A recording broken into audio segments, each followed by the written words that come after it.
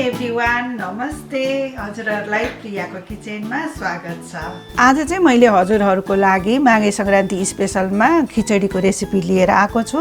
मैले तिल, चिउरा, भुजाको लड्डुको रेसिपी चाहिँ पहिले नै मैले राखेको छु। हजुरहरूले सर्च गरेर हेर्नु सक्नुहुन्छ। कस्तो लाग्छ तपाईँहरूलाई हेर्नुहोस्, बनाउनुहोस्। एकदमै सजिलो तरिकाले मैले दिएको छु। अब खिचडी बनाउन सुरु गरौँ। मैले खिचडीको लागि चाहिँ चामल 1 कप र मासको दाल 1 कप लिएको छु। अब माघे सङ्क्रान्तिमा चाहिँ मासकै दालको खिचडी खाइन्छ हैन, त्यसैले मैले मासको दाल लिएको छु। मासको दाल चाहिँ मैले आधी घन्टा अगाडि नै भिजाएर राखेको थिएँ। चामल चाहिँ मैले अहिले भर्खर पखालेर राखेको हुँ। अब चाहिँ खिचडी बनाउन सुरु गरौँ है। 1 चम्चा घिउ राखौँ सुरुमा। घिउलाई मेल्ट हुन दिउँ। 1/4 चम्चा जिरा लिएको छु, जिरा राखौँ। अब हिङ राखौँ।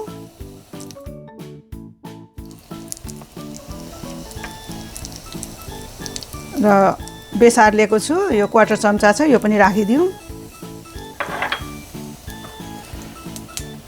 अब दाल मैले 1 कप लिएको छु, यो पनि राखिदिउँ। यो राइस चाहिँ पार भए राइस हो। हजुरहरूले चामल पनि मैले 1 कप लिएको छु।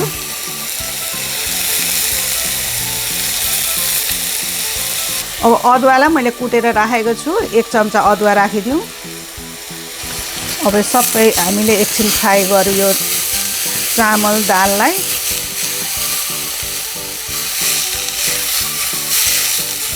अब आफ्नो स्वाद अनुसारको नुन राखौँ। नुनलाई पनि मिलाइदिउँ। अब यसलाई धेरै बेर भुटिरहनु पर्दैन, यस्तै 2-3 मिनट भुटेपछि पुगिहाल्छ। अब पानी राखौँ। अब पानी राखिसकेपछि आफ्नो कुकरमा कति सिटीमा राइस दाल पाक्छ त्यो अनुसारले चाहिँ हामीले पकाउनु पर्छ। अब बिर्को लगाउँ।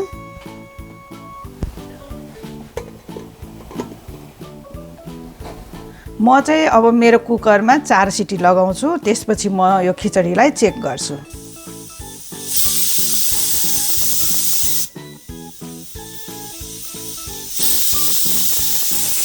ल अब हिटलाई अफ गरेर एकछिन यो कुकरलाई चाहिँ सेलाउन दिउँ र अनि पाक्यो पाकेन चेक गरौँ।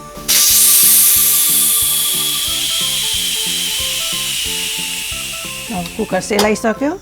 अब बिर्को खोलेर हेऱ्यौँ कस्तो भएको छ। अब यसलाई चलाउँ। एकदमै राम्रो ठिक्क पाकेको छ यो।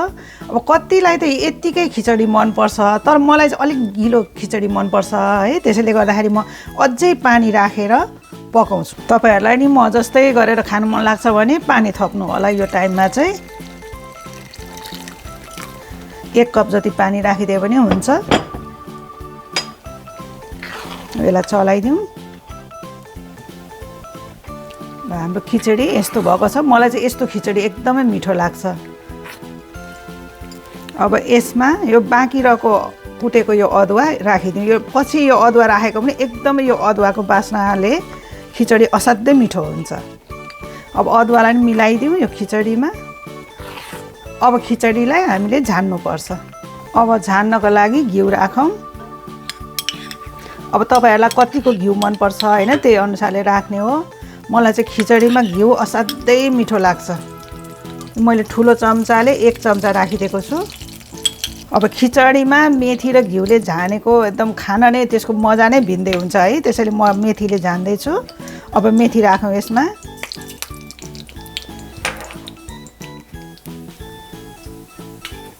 ल अब मेथी र घिउले मजाले खिचडीमा झानिदिउँ।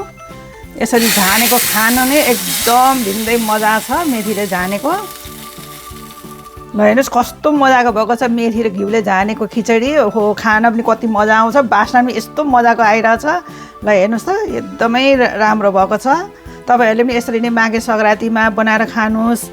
यदि तपाईँहरूलाई मेरो यो रेसिपी मन पर्यो भने मलाई लाइक, कमेन्ट र सब्सक्राइब गरिदिनु होला। यस्तै गरेर फेरि म अरू नयाँ रेसिपीहरू लिएर आउनेछु। त्यतिन्जेलसम्मको लागि बाई।